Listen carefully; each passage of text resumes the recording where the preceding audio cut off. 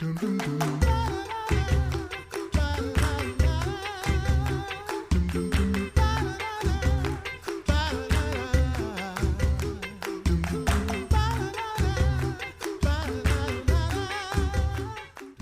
listening to the Coffee Hour. I'm Andy Bates. I'm Sarah Gulseth. Spring is among us, or is all around us, at least in most of the country. Some parts of the country are still experiencing some great cold over the last couple of weeks. Frost warnings. That's right, some frost advisories.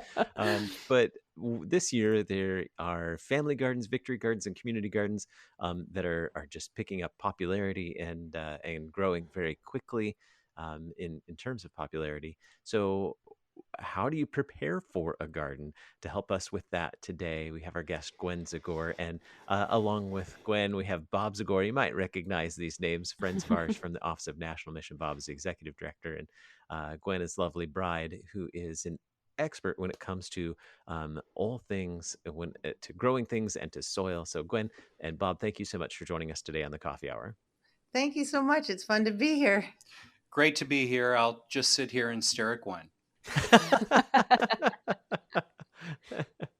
Gwen, how long have you been growing things, or just interested in plants and soil and caring for those things? I think probably since I was a little kid. My dad always had an enormous garden in our backyard. And then when I went off to college, I studied natural resources and soil science, and led me into working for soil conservation, and even the short-term mission trip I went on with the agricultural consultancy team just this past February. So many people around the world, including right here in the States, in the Midwest, are starting a garden, some for the very first time. What are the benefits of starting a garden? Why start a garden this year? It's a great time, especially with people not being able to go to the store as often as usual.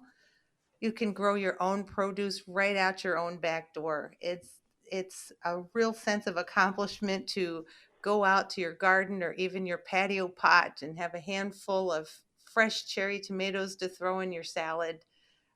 It's just a really wonderful thing to have that fresh produce so readily available. And you get such a sense of accomplishment. And it's great to get the kids involved too, to see that the vegetables don't just come from a vegetable stand or the counter in the grocery store, but how they grow on plants. Yeah, it is pretty cool. We had an accidental squash plant last year that grew out of our compost bin, which was kind of hilarious, but also really cool. That was the first time I had actually eaten food that I had grown, and it was a really fun experience to go outside and pick a squash to go to eat. An accidental garden. I love it. I hashtagged an accidental garden. It was really fun. Anyway. So one of those things that I've learned from Gwen is that those are called volunteer plants. Mm-hmm. Yes, they are. They are.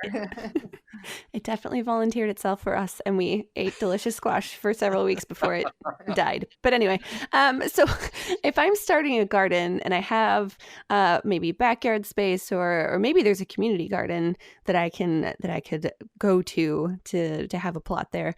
But if I have backyard space, what should I consider for a location? What's the kind of location that I would need to put a garden? First of all, you need a lot of sun. Your plants have to have usually about 6 to 7 hours of direct sun a day if you're going to get a good crop. And besides the sun, you don't want to put it someplace that will lay wet all the time, because your plants will literally drown. Also, you don't want them high and dry on a hillside where the soil will wash away, or they won't be able to retain enough water. So first look for the levelest spot you can find in your yard, which is sometimes challenging depending on where you live, and that has a lot of sun during the day. So sun and moisture are certainly important. Anything else when it comes to selecting location? Well, naturally, the soil is. if you may live in a part of the country that's totally sandy, you may live in a part like here where it's completely clay. So you need to try to find the best spot you can in your yard, and sometimes you have to create that. Around Ooh. here, a lot of people container garden because it's so completely full of clay around this area that you can hardly dig up the ground to make a garden. Um, even I was just saying to Bob this morning that having this interview reminds me of when our first Lutheran forefathers, if you will, came over and were sort of sold a bill of goods that this area by St. Louis was a great area to farm, and found just the opposite. And I told him I never realized what that meant until we moved here a couple of years ago. How do you look at soil differently than the average person might look at soil? What do you look for when you're looking at soil for a garden? Well, okay, the top part of the soil is called the A horizon, and it's where you have all the organic matter, the rotting grasses and leaves that make that nice, dark, rich, black soil. So you've got the topsoil part. Then you have the next part down, which would be, guess what, the B horizon. And that wouldn't have as many nutrients or be as easy to till up as the top part that's so full of the nice, rich uh, humus. Um, so um, that's one thing, is how deep is your A horizon. Also, you're going to, I notice whether it has a good proportion of sand, silt, and clay. And a nice, good balance of the three of those is the best possible soil that can exist. Then you have ranges from totally sandy to totally clay and everywhere in between. And you can add what you need to make your soil better if you're on one of the ends that are too much clay or too much sand. Then you can add to it.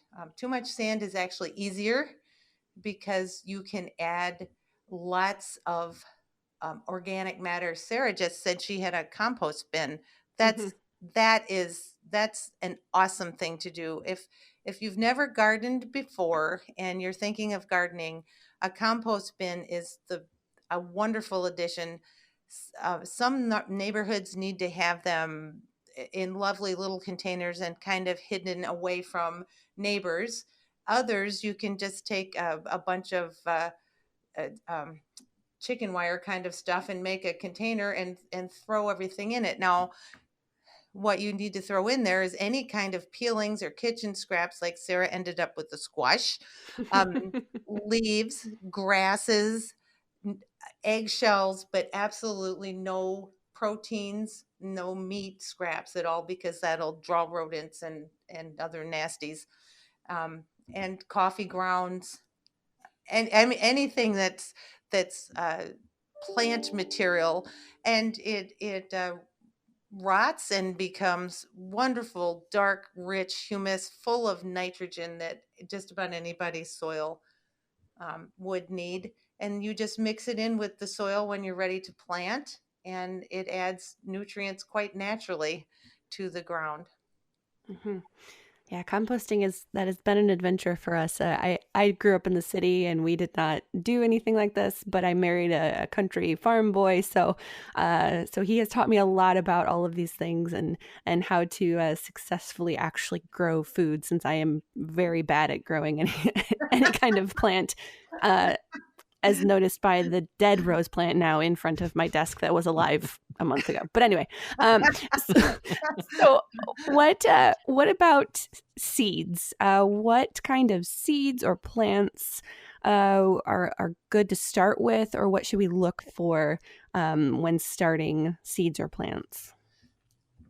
If you're going to buy seeds, uh, there are some plants that you just really don't want to hassle with trying to grow from a seed unless you are experienced at it. For instance, if you went and bought tomato seeds, don't count on getting tomatoes this year. They just take too long. I actually have a little tray full of peat pots that I started in my bathtub back in February or March of seeds, and now they're getting big enough to be transplanted outside. But if it's a little late for that, things like squash and cucumbers, they grow really well from seeds. Carrots, radishes, beets, peas. My husband's saying peas, which is really true. Peas are great. They are a great, fun thing to start with. String beans, especially the bush kind, unless you want to go the trouble to set up a trellis for the beans to grow up. Sugar snap peas, they come up so fast and they don't mind the frost. You can even plant them again in September and get a second crop of sugar snap peas.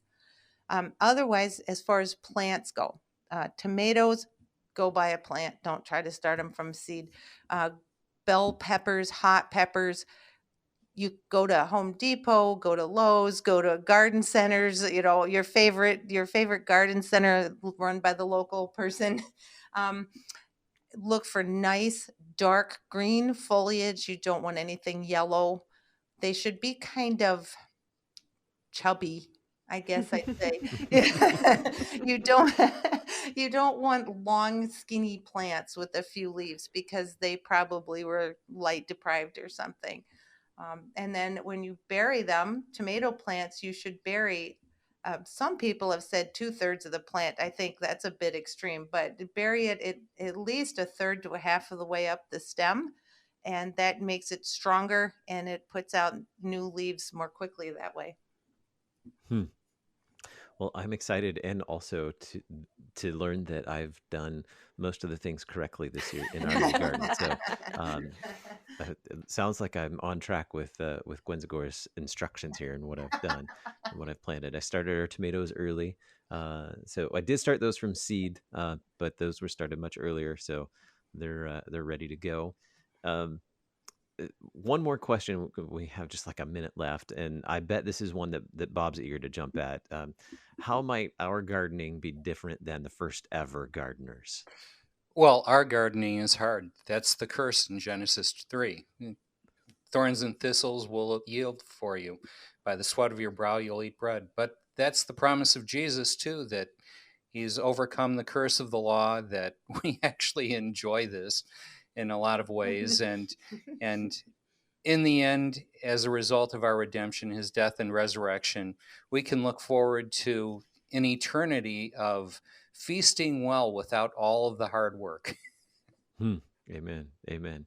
And I think the difference between like the compost pile that maybe Adam and Eve had and then what Sarah and her husband have is that the Gulseth compost pile has way more coffee grounds in it than what Adam and Eve had. Ours is so much coffee. Ours as well. Well, Zagores, thank you so much for joining us for the coffee hour today. Thanks for the great tips, and excited to hear about your garden and what's growing in your garden, what's successful this year as well down the road. Thank you so much for being our guest on the coffee hour today. It was fun. Thank you. A pleasure. God bless. I'm Andy Bates. I'm Sarah Gulseth.